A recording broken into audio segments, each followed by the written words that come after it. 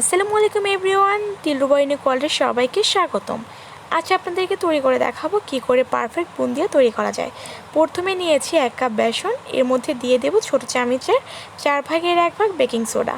এটা দেওয়ার কারণ হলো বুন্দিয়াগুলো যাতে ক্রিসপি এবং পারফেক্ট হয়। আর এর মধ্যে এখন দিয়ে দিব নর্মাল তাপমাত্রার পানি, অল্প অল্প করে পানি দিয়ে দিব। এখানে আমি হাত ব্যবহার করছি, আপনারা চাইলে হ্যান্ড ইউজে ব্যবহার করতে পারেন। হাত দিয়ে ব্যবহার করলে আমার কাছে খুবই তাড়াতাড়িও বিট করাটা খুবই পারফেক্ট এবং সহজ মনে হয়, তাই আমি করে নিচ্ছি। আপনাদের সুবিধার্থে আপনারা যেটা ব্যবহার করতে পারেন আপনারা সেটা করে নেবেন। তো এভাবে করে অল্প অল্প করে পানি দেবো এবং বুন্দিয়ার ব্যাটারটাকে আমি ভালো করে বিট করে নিব। দেখেন যতক্ষণ না পর্যন্ত বুন্দিয়ার ব্যাটারটা পারফেক্ট এবং না হয় ততক্ষণ পর্যন্ত এটাকে আমরা বিট করতে থাকবো, যতক্ষণ না পর্যন্ত এটা ফ্লাফি এবং ঘনত্বটা একটু ঘন যাতে পাতলা না হয়ে যায় ততক্ষণ পর্যন্ত আমরা এটাকে বিট করে যাব।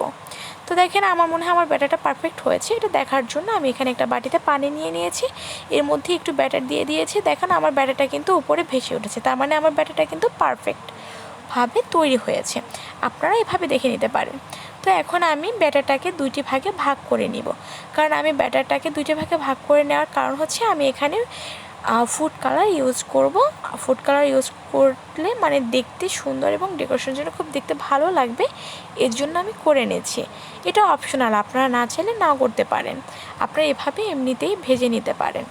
তো আমি এখানে একটাতে রেড ফুড কালার এবং আরেকটাতে অরেঞ্জ ফুড কালার দিয়ে নিয়েছি। এখন আমি রেড ফুড কালারটাকে ভালো করে মিশিয়ে নিব যাতে করে এখানে কোনো লাঞ্চ না থাকে। তো ভালো করে এটাকে মিক্সড করে নিয়ে আমি এক সাইডে রেখে দিব।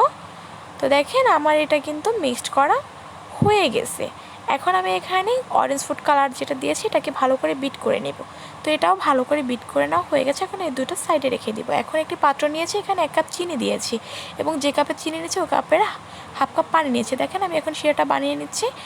শিরাটা যাতে ঘন না হয়েছে এর জন্য এর মধ্যে আমাকে দিয়ে দিতে হবে 1 চামচ ভিনেগার এবং একটু এলাচ গুঁড়া। এখন একটা ফ্রাই প্যান নিয়েছি, এখানে তেল বসিয়েছে।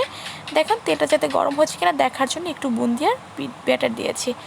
গরম হয়ে যাওয়ার পর আমি বুন্দিয়াগুলো দিয়ে দিয়েছি। দেখেন আমার বুন্দিয়াগুলো কিন্তু পারফেক্টভাবে ফুল এসেছে, উপরে ভেসে উঠেছে। তারপরে আমার বুন্দিয়াগুলো ভাজা হয়ে গেছে। এভাবে করে প্রতিটা ব্যাচের বুন্দিয়াগুলো আমি ভেজে নিব। এবার লাল বুন্দিয়াগুলো ভেজে নিচ্ছি। দেখেন এক এক করে আমার সব বুন্দিয়াগুলো ভাজা হয়ে গেছে। যে শিরাটা গরম করে রেখেছিলাম এখন ওই শিরাটাকে আবার গরম করে দেব। চুলাটা বন্ধ করে দিয়েছি। এখন আমাকে বুন্দিয়াগুলো দিয়ে দিলাম। এখন দেখেন বুন্দিয়াগুলো নেড়ে চেড়ে 5 মিনিট অপেক্ষায় থাকবো। তো আমার হয়ে গেল বুন্দিয়াগুলো। দেখেন আমার বুন্দিয়াগুলো কিন্তু খুব ভালোভাবে স্যুপ করেছে। আশা করি আমার ভিডিওটি ভালো লাগবে। আল্লাহ হাফেজ।